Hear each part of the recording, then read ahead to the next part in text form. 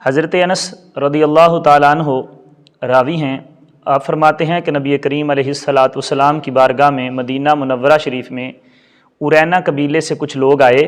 جب وہ مدینہ منورہ میں رہنے لگے تو ان کو آب و ہوا ان کی طبیعت کے موافق نہ آئی، جس کی وجہ سے ان کے پیٹ خراب ہو گئے۔ تو نبی پاک علیہ الصلاۃ والسلام نے انہیں زکوٰۃ کے اونٹوں میں بھیج دیا اور فرمایا کہ جاؤ تم اونٹنیوں کا دودھ بھی پیو اور ان کا پیشاب بھی پیو۔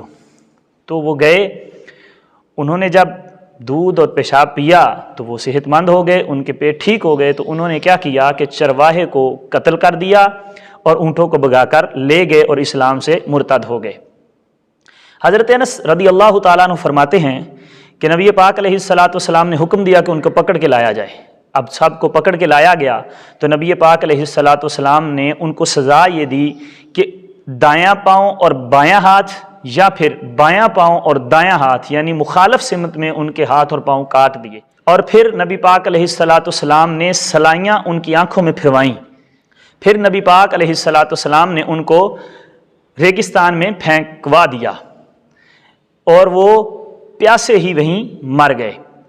ایک شخص نے ان کو دیکھا کہ وہ اپنی زبان کے ذریعے زمین کو چاٹ رہے تھے، یہاں تک کہ وہ لوگ اسی حالت میں مر گئے۔ پیاس کی وجہ سے وہ ریت چاٹ رہے تھے اپنی زبان کے ساتھ، اسی حالت میں وہ مر گئے۔ تو اس حدیث پاک سے پہلی بات یہ ثابت ہوئی، نبی پاک علیہ الصلاۃ والسلام نے ان کو جو علاج بتایا وہ تھا اونٹوں کا پیشاب اور دودھ۔ یہ بات یاد رکھیں کہ چاہے حلال جانور بھی ہو تو ہمارے نزدیک حلال جانور کا پیشاب بھی ناپاک ہے، اس کو پینا جائز نہیں ہے۔ یہاں جو نبی پاک علیہ الصلاۃ والسلام نے ان کو حکم ارشاد فرمایا کہ تم جا کے اونٹوں کا پیشاب بھی پیو، تو شارحین حدیث فرماتے ہیں کہ یہ صرف حضور کا خاصہ تھا۔ نبی پاک علیہ الصلاۃ والسلام کو علم تھا کہ ان کو اگر آرام آئے گا، ان کے پیٹ ٹھیک ہوں گے تو صرف انہی اونٹوں کے پیشاب سے ٹھیک ہوں گے، اس لیے نبی پاک علیہ الصلاۃ والسلام نے ان کو اس کا حکم ارشاد فرمایا۔ اور ایک حدیث میں نبی پاک علیہ الصلاۃ والسلام نے ارشاد فرمایا ان اللہ تعالی لم یجعل شفاءکم فیما حرم علیکم۔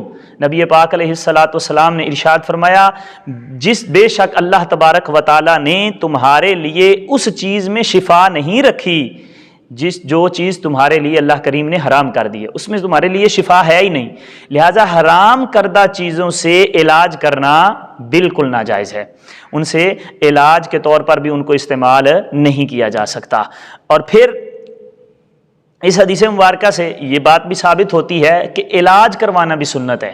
اگر کسی کو کوئی بیماری آ جاتی ہے تو یہ نہیں کہ گھر میں بیٹھ کے کہے کہ اللہ کی طرف سے بیماری ہے تو اللہ ہی تندرستی عطا فرمانے والا ہے تو ٹھیک ہے میں بیٹھا رہتا ہوں، اللہ تندرستی عطا فرمائے گا، نہیں، حضور نے یہ سنت طریقہ بتا دیا کہ جب کوئی بیمار ہو تو اس کا علاج بھی کسی نہ کسی دوا میں، کسی نہ کسی چیز میں اللہ کریم نے رکھا ہوا ہے، لہٰذا وہ اپنا علاج ضرور کرے۔ نبی پاک علیہ الصلاۃ والسلام نے ان لوگوں کی آنکھوں میں گرم سلائیاں پھروائیں، تو یہ کس وجہ سے پھروائیں؟ حالانکہ آگ کا عذاب ایک انسان کو دینا جائز نہیں ہے، تو نبی پاک علیہ الصلاۃ والسلام کی یہی صحابی حضرت انس رضی اللہ تعالیٰ عنہ، دوسری روایت اسی کے ساتھ ترمذی شریف میں موجود ہے، حضرت انس رضی اللہ تعالیٰ عنہ فرماتے ہیں کہ نبی پاک علیہ الصلاۃ والسلام نے ان کی آنکھوں میں اس لیے سلائیاں پھروائی تھیں کہ انہوں نے نبی پاک علیہ الصلاۃ والسلام کے چرواہے کی آنکھوں میں بھی اسی طرح سلائیاں پھیری تھیں، تو حضور علیہ الصلاۃ والسلام نے قصاص کے طور پر ان کی آنکھوں میں بھی سلائیاں پھروائیں۔ تو قصاص میں مماثلت ضروری ہے، برابری ضروری ہے۔ اگر کسی نے کسی کو قتل کیا ہے جان بوجھ کر تو جس طرح اس نے قتل کیا ہے اسی طرح اس کو قتل کیا جائے گا۔